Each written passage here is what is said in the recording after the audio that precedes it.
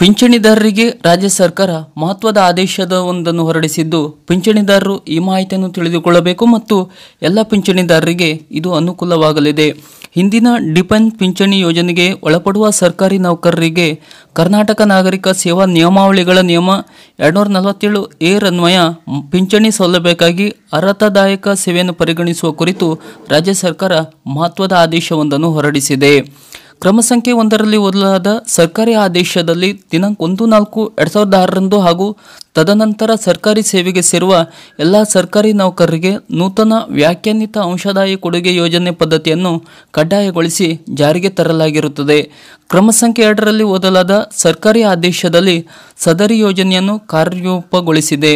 ದಿನಾಂಕ 31/3/2006 ಆದೇಶಾನುಸಾರ ನೌಕರನು ಸೇವೆಗೆ ವಾಸ್ತವವಾಗಿ ವರದಿ ಮಾಡಿಕೊಂಡ ದಿನಾಂಕದ ಆಧಾರದ ಮೇರೆಗೆ ನೂತನ ವ್ಯಾಖ್ಯಾನಿತ ಅಂಶದಾಯಿ ಕೊಡುಗೆ ಯೋಜನೆಗೆ ಒಳಪಡುವುದಾಗಿದೆ.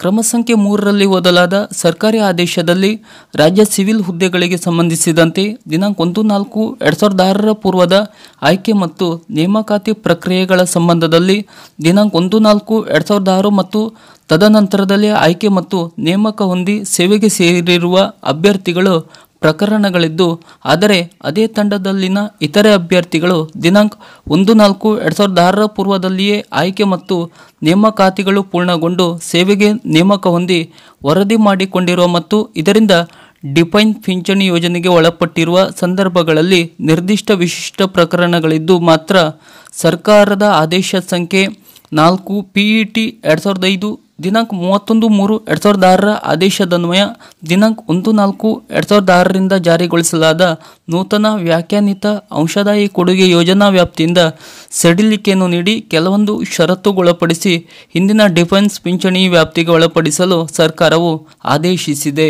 ಕ್ರಮ ಸಂಖ್ಯೆ 4ರಲ್ಲಿ ಓದಲಾದ ಸರ್ಕಾರಿ ಆದೇಶದಲ್ಲಿ ದಿನಾಂಕ 1/4/2006 ಪೂರ್ವದಲ್ಲಿ ರಾಜ್ಯ ಸಿವಿಲ್ ಸೇವೆಗಳಲ್ಲಿನ ಖಾಲಿ ಹುದ್ದೆಗಳ ಭರ್ತಿಗಾಗಿ ಹೊರಡಿಸಿದ ನೇಮಕಾತಿ ಅಧಿಸೂಚನೆಗಳ ಮೇರೆಗೆ ಆಯ್ಕೆ ಹೊಂದಿ ದಿನಾಂಕ 1/4/2006 ಅಥವಾ ಆ ದಿನಾಂಕದ ನಂತರ ಸೇವೆಗೆ ಸೇರಿರುವ ಕಾರಣದಿಂದ ನೂತನ ಅಂಶದಾಯಿ ಕೊಡುಗೆ ಯೋಜನೆಯ ವ್ಯಾಪ್ತಿಗೊಳಪಟ್ಟಿರುವ ಸರ್ಕಾರಿ ನೌಕರರನ್ನು ಸರ್ಕಾರವು ಅವರ ಅಭಿಮತದ ಮೇರೆಗೆ ಕೆಳಕಂಡ ಷರತ್ತುಗೊಳಪಟ್ಟು ಒಂದು ಬಾರಿಯ ಕ್ರಮವಾಗಿ ಹಿಂದಿನ ಡಿಫೆನ್ಸ್ ಪಿಂಚಣಿ ಯೋಜನೆಗೆ ವ್ಯಾಪ್ತಿಗೊಳಪಡಿಸಲು ಒಪ್ಪಿಗೆ ನೀಡಿದೆ. ಪ್ರಸ್ತುತ ಸರ್ಕಾರ ಮೇಲೆ ನಮೂದಿಸಿದ ದಿನಾಂಕ 17/2/2021 ದಿನಾಂಕ ಹಾಗೂ ದಿನಾಂಕ 24/1/2024 ಸರ್ಕಾರಿ ಆದೇಶಗಳ ಮೂಲಕ OPS ಯೋಜನೆಯ ವ್ಯಾಪ್ತಿಗೊಳಪಟ್ಟ ನೌಕರರಿಗೆ OPS ಯೋಜನೆಯ ಎಲ್ಲ ಸೌಲಭ್ಯಗಳನ್ನು ವಿಸ್ತರಿಸಲು ತೀರ್ಮಾನಿಸಿ ಈ ಕೆಳಕಂಡಂತೆ ಆದೇಶಿಸಿದೆ.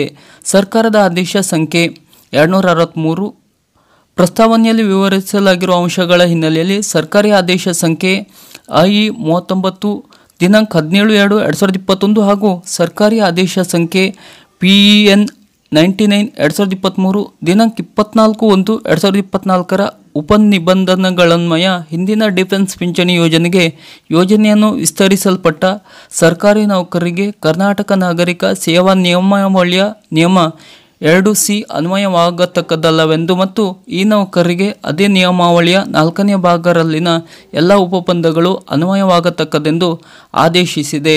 ಈ ಆದೇಶದ ಪ್ರತಿಯನ್ನು ಕೂಡ ಸ್ಕ್ರೀನ್ ಮೇಲೆ ಹಾಗೂ ನಮ್ಮ ಚಾನಲ್ನ ಕಮ್ಯುನಿಟಿ ಪೋಸ್ಟ್ನಲ್ಲೂ ಕೂಡ ನೀಡಲಾಗುವುದು. ಸಂಬಂಧಪಟ್ಟವರು ಈ ವಿಡಿಯೋದ ಮಾಹಿತಿ ಅರ್ಥವಾಗದಿದ್ದವರು ಆದೇಶದ ಪ್ರತಿಯನ್ನು ನೋಡಿ ಮಾಹಿತಿಯನ್ನು ತಿಳಿದುಕೊಳ್ಳಬಹುದು. ಸರ್ಕಾರದ ಈ ಥರದ ಮಾಹಿತಿಗಳಿಗಾಗಿ ಹಾಗೂ ಪಿಂಚಣಿಗೆ ಸಂಬಂಧಪಟ್ಟಂಥ ಹೊಸ ಅಪ್ಡೇಟ್ನ ಮಾಹಿತಿಗಳಿಗಾಗಿ ನಮ್ಮ ಚಾನಲನ್ನು ಸಬ್ಸ್ಕ್ರೈಬ್ ಮಾಡಿ ನಮ್ಮನ್ನು ಬೆಂಬಲಿಸಿ. ನಮಸ್ಕಾರ.